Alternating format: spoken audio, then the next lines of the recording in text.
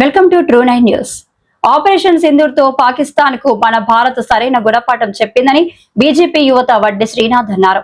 కాశ్మీర్ లోని పహల్గామ్ లో ముష్కరులు చేసిన దాడి హేయమైనదన్నారు. భారత ప్రధాని నరేంద్ర మోడీ సారథ్యంలో త్రివిధ దళాలు ఆపరేషన్ సింధూర్ లో తమ సత్తాను చాటాయన్నారు.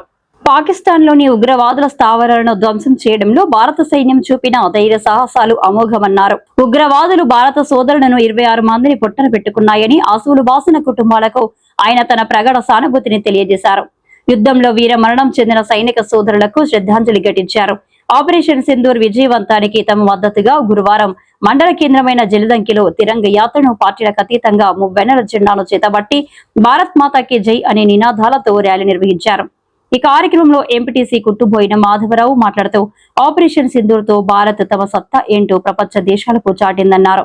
భారత్ వైపు ఉగ్రవాదులు కన్నెత్తి చూడాలంటేనే వెన్నులో వణుకు పుట్టే విధంగా భారత్ చర్యలు తీసుకుందని అన్నారు. ఈ కార్యక్రమంలో ముఖ్య అతిథులుగా అధికారులు ఎస్ఐ లతిపున్నీసా, ఎంపీడీఓ బ్రహ్మయ్య, భరతమాత ముద్దు బిడ్డలు తదితరులు పాల్గొన్నారు.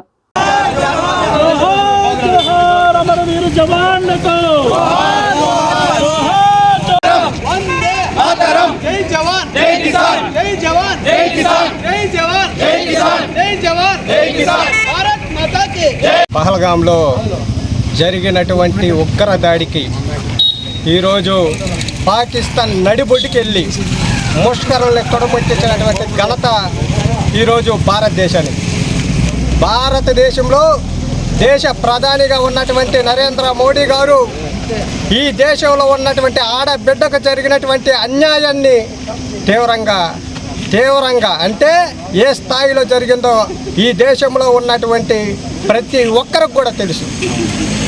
ఈరోజు ఆపరేషన్ సింధూర్ విజయవంతమైనటువంటి సందర్భంగా దేశంలో ఉన్నటువంటి నలుమూలల గ్రామాన తిరంగ యాత్ర పేరుతో జయకేతనం ఎగరవేసేలా భారత్ మాతాకి జై అనే నినాదంతో ముందుకు సాగుతున్నాం.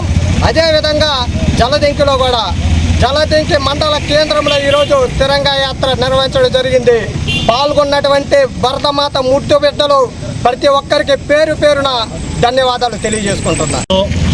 గత నెలలో జరిగినటువంటి ఉగ్రవాద దాడిలో మన సోదరులు 26 మంది చనిపోయిన నేపథ్యంలో దాన్ని మన యొక్క దేశం త్రివిధ దళాలు కూడా తీవ్రమైనట్టుగా దాన్ని తీవ్రమైన పరిణామంగా తీసుకొని పాకిస్తాన్ కవ్వింపు చర్యలు, వాళ్ళ యొక్క ఉగ్రవాద చర్యలు గత సంవత్సరాల్లో ఎంతోమంది భారతీయుల్ని మన సోదరుల్ని కోల్పోయాం.